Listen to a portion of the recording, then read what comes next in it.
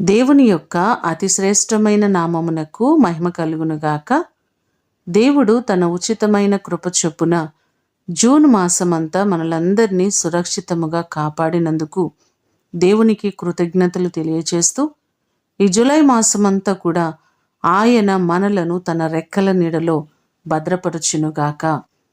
ఈ దినము మిమ్మలను బలపరచు దేవుని మాట: యెహోవా తన ప్రజలకు సమాధానము కలుగచేసి వారిని ఆశీర్వదించును. కీర్తనలు 29వ కీర్తన 11వ చరణం. ఆయన మనకు సమాధానమును అనుగ్రహించేవారు. కుటుంబాలలో ఉన్న అసమాధానం అంతటిని కూడా తీసివేసి ఆయన ప్రతివారిని ఆశీర్వదించే దేవుడు. 133వ కీర్తనలో కూడా మనం చూస్తే, ఎవరైతే ఐక్యత కలిగి ఉంటారో, ఏ కుటుంబమో ఐక్యత కలిగి నివసిస్తారో వారిని దేవుడు బహుగా ఆశీర్వదించే దేవుడు. ఐక్యతలో ఆశీర్వాదం ఉన్నట్లుగా మనము చూడగలం. మీ కుటుంబాల్లో ఉన్న ప్రతి అసమాధానాన్ని దేవుడు తొలగించి మీ కుటుంబంలో సంతోషము, సమాధానము అనుగ్రహించి ఆయన మిమ్మును బహుగా ఆశీర్వదించునుగాక. ప్రార్థన చేసుకుందాం.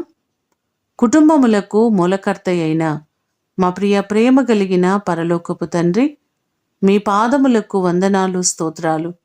మీ కృప చొప్పున గత నెలంతా కాచి కాపాడి క్షేమమిచ్చిన దేవుడు మీరే ప్రభువా.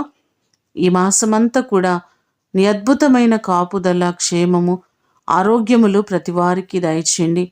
ప్రతి కుటుంబంలో సమాధానమును కలుగు చేయండి.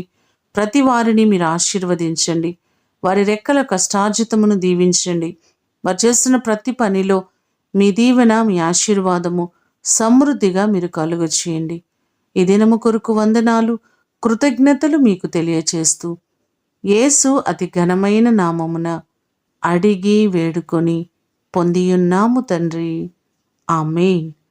దేవుడు మిమ్ములను దీవించునుగాక.